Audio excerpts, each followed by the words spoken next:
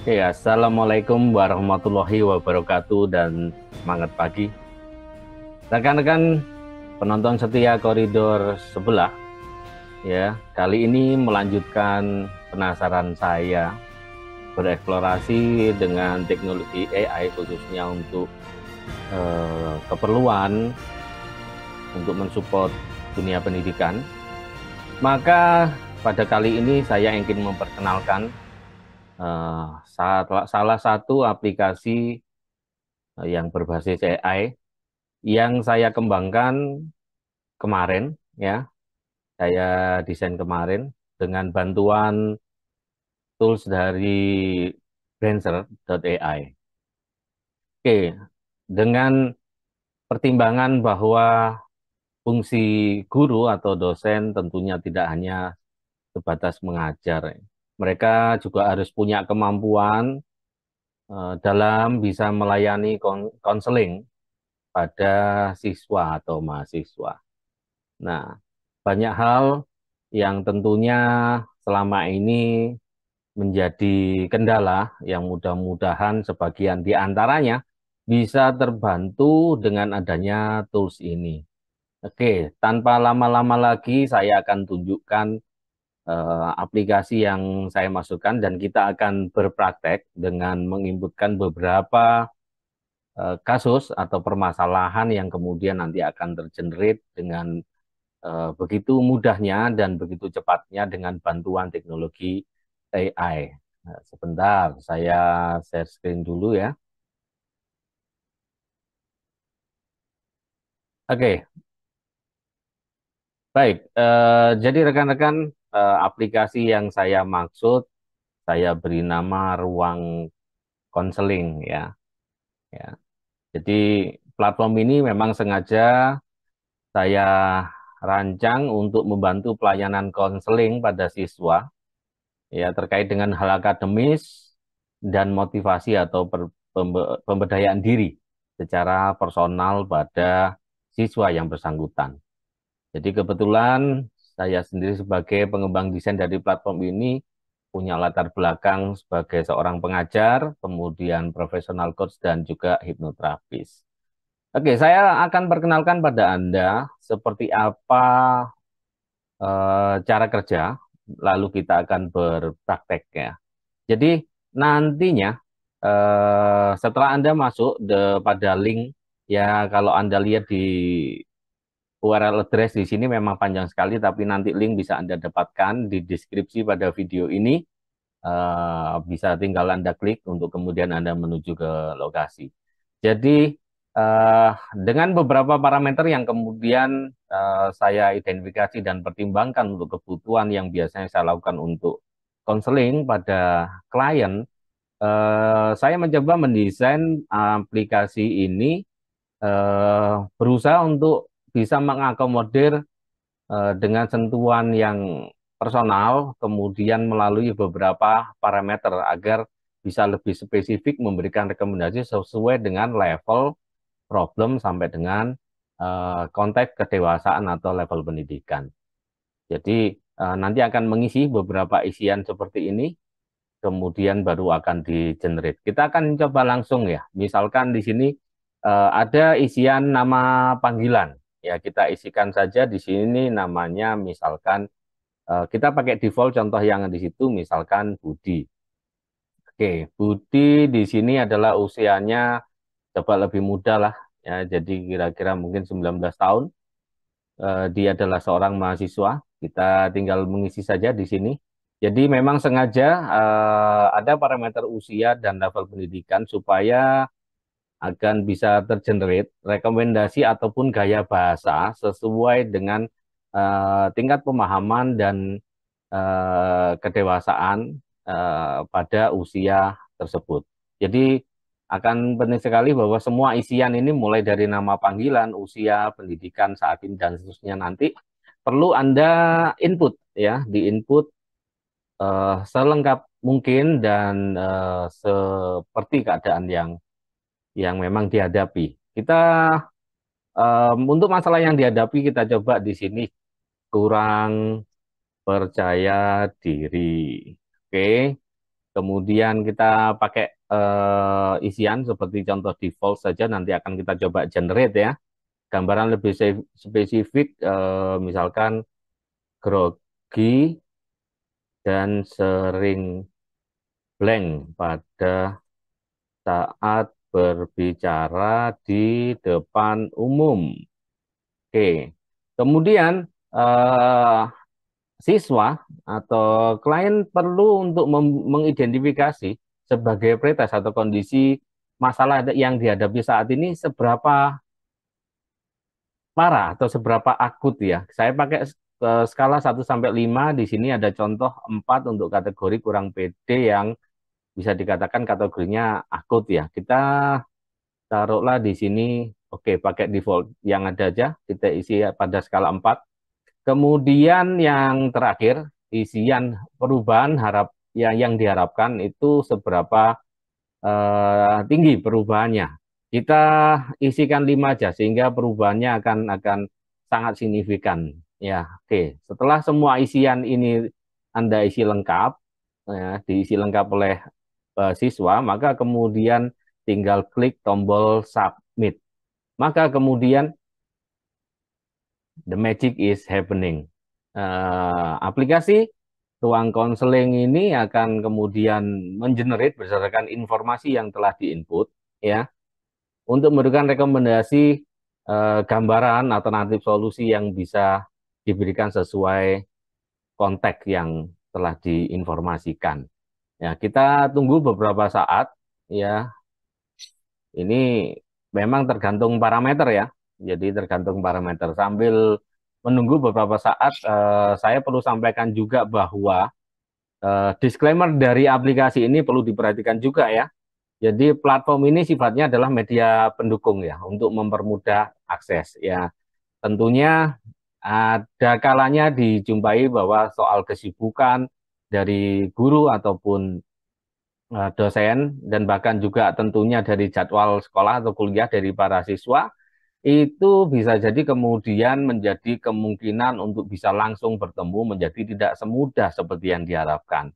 Nah, tentunya dengan tools ini diharapkan bisa akan menjadi salah satu media pendukung ya untuk bisa menjadi ini sudah selesai. Media pendukung untuk bisa memberikan sumber informasi ya atau rekomendasi setidaknya umum namun sudah mendekati pada konteks yang dihadapi.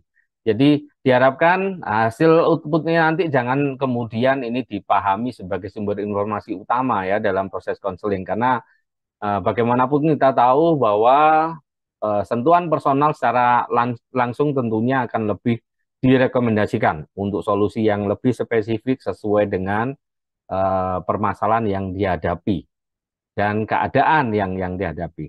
Oke, ini tadi siapa ya? Budi. Oke, Budi dengan permasalahan tersebut akhirnya ruang konseling memberikan rekomendasi seperti ini. Jadi masalah kurang percaya diri, bla bla bla. Ini dimulai dari identifikasi dari kemungkinan penyebabnya. Apakah itu karena kurangnya persiapan saat mau berbicara di depan publik? Ada juga karena sebab traumatik atau mungkin rendahnya percaya diri, kekhawatiran terhadap penilaian orang lain, atau kurangnya keterampilan dalam berkomunikasi. Nah, ini penting sekali, penyadaran atau memberikan informasi tentang kemungkinan-kemungkinan penyebabnya apa saja. Kenapa? Karena seringkali dijumpai bahwa klien terapi atau konseling itu seringkali memberikan informasinya abstrak. Ya, ya oke, grogi karena yang apa ini coba. Pada saat kemudian ada upaya identifikasi dari masing-masing masalah itu, maka kemudian saran yang diberikan tentunya akan bisa lebih mengena. Ya, kita lihat saran-saran yang diberikan Budi secara langsung untuk mengatasi permasalahan yang dia inputkan. Ya, maka kalau memang persiapannya yang kurang, maka tentunya rekomendasinya seperti ini. Kalau kemudian soal keterampilan, maka keterampilan berbicara, maka dilakukan latihan secara teratur. Untuk membangun percaya diri, di sini dikatakan perlu bekerja membangun rasa percaya diri yang kuat, dia bisa melakukannya dengan memperkuat kelebihan dan keahliannya. Oke, menghadapi rasa takutnya secara bertahap, kemudian berada pada circle yang tepat, orang-orang yang sekiranya bisa mendukung dia, memotivasi dia. Ya, bagaimanapun memang circle pertemanan atau lingkungan itu juga seringkali turut berperan serta. Kemudian di sini ada untuk mengolah kecemasan, rekomendasinya apa? Ya, jadi bisa belajar untuk teknik relaksasi melalui pernafasan atau meditasi, kemudian olahraga ya, meningkatkan fokus. Ya, kemudian untuk mengasah keterampilan komunikasi, Budi disarankan untuk terus mengembangkan keterampilan komunikasinya, kemudian bisa mengambil pelatihan-pelatihan untuk public speaking, ya sekarang banyak sekali, bahkan online course juga banyak yang menawarkan. Kemudian juga tentunya terkait dengan wawasan ya, wawasan si pembicara tentunya akan menjadi satu hal yang tak kalah penting untuk diperhatikan, karena semakin banyak referensi tentunya ide akan semakin mudah mengalir. Tentunya di sini disarankan untuk banyak membaca buku, artikel, ya kan. Kemudian ya semakin sering berkomunikasi dengan orang lain. Oke, kemudian diharapkan dengan saran-saran ini dapat memberikan solusi untuk meningkatkan percaya diri, rasa grogi, dan kebiasaan blank pada saat berbicara di depan umum, bla bla bla dan seterusnya seperti itu. Nah, ini hanya salah satu contoh ya. Ini hanya salah satu contoh, dan ini contoh untuk konteks mahasiswa di perguruan tinggi usia 19 ya, kira-kira mungkin semester 3 sampai dengan semester 5 lah ini ya, kira-kira demikian. Oke, kita coba lagi untuk konteks. Nah, ini saya tadi secara paralel mengenerate ya, sebelum saya buat rekaman ini, mengenerate untuk mensimulasikan dengan contoh yang lain. Di sini sengaja saya pakai simulasi dengan nama Ronaldo, ya usianya 21 tahun. Ini kalau pendidikan perguruan tinggi ya kira-kira sudah ini ya, sudah fase-fase menjelang atau sedang memulai untuk pengerjaan skripsi. Nah, masalah yang dihadapi, dia malas mengerjakan skripsi. Nah, dia kemudian si Ronaldo mengidentifikasi bahwa dia masih bingung nih, dan nggak ada motivasi. Oke, ini pakai skala kondisi 4 ya. Bingungnya belum mentok, nggak ada motivasinya juga belum mentok, jadi masih ada tapi dia mengakunya masih sangat rendah, ya masih rendah, sehingga dia mengharapkan perubahan yang signifikan dengan skala 5 agar problemnya teratasi. Kita lihat rekomendasinya seperti apa. Oke, diidentifikasi penyebab masalah bahwa Ronaldo males, bingung, nggak termotivasi itu bisa jadi karena kurang memahami topik skripsi. Maka rekomendasinya, kemudian kurangnya memahami pentingnya skripsi, dan tentunya tidak ada dukungan dorongan di lingkungan sekitar, baik itu dari teman, baik itu dari keluarga, ataupun bisa jadi juga dari dosen, ya kan, dalam menyelesaikan skripsi, ya, sehingga membuatnya merasa tidak termotivasi. Oke, beberapa solusi yang kemudian diberikan oleh ruang konseling di sini, kita lihat ada solusi aspek akademis. Yang pertama di aspek akademis itu disarankan untuk konsultasi secara lebih intens ya kan dengan dosen pembimbing dengan berbagai penjelasan pengikutnya, ya, kemudian mencari sumber referensi yang relevan dan bergabung dengan kelompok studi. Artinya kalau mahasiswa itu kadang-kadang ya, kalau kita ngerjakan sendiri misalkan masih bingung, kita bisa sharing tuh ya, mahasiswa bisa sharing dengan rekan-rekan pada circle terdekatnya untuk bisa saling memotivasi, bahkan saling memberikan info atau alternatif solusi. Oke, untuk aspek motivasi, ruang konseling menyarankan agar Ronaldo untuk menetapkan tujuan yang jelas. Ya, tujuan yang jelas ini bisa berupa target waktu, kemudian juga memberikan kira-kira targetnya mau mencapai apa, gitu ya. Memberikan, mencari sumber inspirasi. Jadi Ronaldo disarankan juga mencari sumber inspirasi yang dapat memotivasi, membaca kisah-kisah sukses, mendengarkan atau bertanya pada kakak tingkat ya, tips-tipsnya apa gitu kan.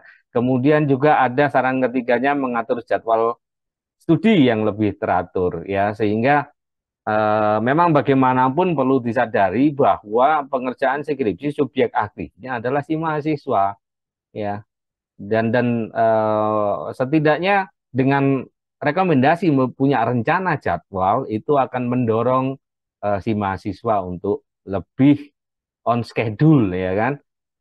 Kemudian di aspek untuk pemberdayaan diri di sini sesuai dengan target harapan, maka si ruang konseling aplikasi ini mencoba memberikan rekomendasi untuk membangun kepercayaan diri, maka bisa dilakukan dengan mengikuti pelatihan atau seminar terkait dengan penulisan skripsi. Itu di online juga banyak ya kan, di sosmed juga banyak beredar tips-tips konten-konten yang terkait dengan bagaimana bisa menyelesaikan skripsi dengan cepat, bahkan ada juga yang memberikan pelatihan olah data secara gratis, webinar-webinar yang terkait dengan pengalaman pengerjaan skripsi, ya itu bisa diikuti. Ya, mengembangkan keterampilan manajemen waktu, oke, tadi sudah dibahas, kemudian membentuk dukungan sosial tadi sudah dibahas, sampai dengan pada kesimpulan akhir. Nah, jadi kita lihat sampai di mana, ya kan, rekomendasi yang bisa diberikan secara personal oleh ruang konseling sebagai aplikasi konseling yang berbasis AI ini. Kita coba sekarang satu contoh lagi pada konteks untuk siswa SMK ya, karena di sini memang bisa juga digunakan untuk SMK. Di sini saya sudah mensimulasikan, mencoba menjerit dengan nama panggilan Udin ya, si Udin ini 18 tahun ya. Ini terlalu ini ya. Saya ganti lah, saya ganti. Ini tadi sudah tergenerate ya sebenarnya, tapi coba di sini 16 tahun ya, 16 tahun SMK kelas 3. Dia bingung mau kuliah apa, kemudian yang dia deskripsikan dari kebingungannya itu adalah dia belum tahu minat dan kemampuan terbaiknya ya. Kemudian dia mengatakan bingungnya itu seberapa bingung skala 4, kemudian perubahan yang diharapkan juga skala 4. Kita coba generate ya, kita ulang generate karena tadi ada revisi terkait dengan usia yang 16 itu ya, masih loading, kita tunggu beberapa saat lagi. Oke, menarik sekali tentunya, ini akan banyak bisa membantu untuk para siswa, mahasiswa, dan bahkan juga tentunya peran dari para guru atau dosen sebagai pendamping atau konselor secara akademik sampai dengan motivator untuk perbaikan atau peningkatan kualitas belajar dari siswa yang didampinginya. Kita tunggu, nampaknya masih loading beberapa saat lagi. Nah, ini sudah muncul ya. Sehingga tadi real time sekali, kira-kira generate-nya seberapa lama kita ikuti. Oke, maka di sini disarankan agar Udin dapat mencoba membuat daftar minat dan hobi ya, karena dia masih bingung minatnya kan. Mencoba untuk mengikuti tes minat dan bakat, melakukan observasi atau penelitian. Ini observasi apa ini? Ya, terkait dengan studi yang ada. Jadi bisa mengunjungi kampus, kemudian penelitian online dalam artian mencoba mengakses website-website informasi kampus atau blog-blog review dari peringkat kampus, kemudian di sosial media, di YouTube banyak sekarang informasi terkait dengan berbagai informasi program studi sampai dengan contoh testimoni dan kisah nyata dari para mahasiswa sampai dengan alumni program studi tersebut. Oke, bisa konsultasi dengan orang-orang yang berpengalaman, menjaga motivasi, mengikuti pembelajaran dan seterusnya. Oke, nampaknya cukup dengan contoh 3 ini, saya yakin sudah memberikan gambaran yang lebih jelas ya tentang seperti apa support yang bisa diberikan dari aplikasi ruang konseling. Ya, mudah-mudahan ini betul-betul bisa manfaat ya untuk perbaikan kualitas belajar dan tentunya layanan konseling yang bisa diberikan oleh para guru dan dosen ya. Tanpa tentunya sekali lagi jangan lupa tadi disclaimer-nya, bukan berarti kemudian melepas ya, tapi setidaknya ada media yang bisa diakses dengan lebih mudah dan langsung kontekstual sesuai dengan parameter yang tadi digunakan. Terima kasih, demikian dari saya informasi yang bisa saya sampaikan pada video ini. Jangan lupa tidak sungkan-sungkan untuk menulis komen atau feedback Anda setelah menggunakan aplikasi ini. Saya akan senang sekali jika kemudian ada banyak feedback yang bisa Anda berikan untuk perbaikan ke depannya. Dan tentunya sekali lagi deskripsi dari link dari aplikasi ini bisa Anda akses pada deskripsi pada video berikut. Terima kasih, sampai jumpa lagi pada video selanjutnya. Tetap stay tune supaya tidak ketinggalan informasi-informasi menarik selanjutnya, video-video yang lebih seru dan lebih manfaat. Tentu saja subscribe channel Koridor Sebelah. Terima kasih. Assalamualaikum warahmatullahi wabarakatuh.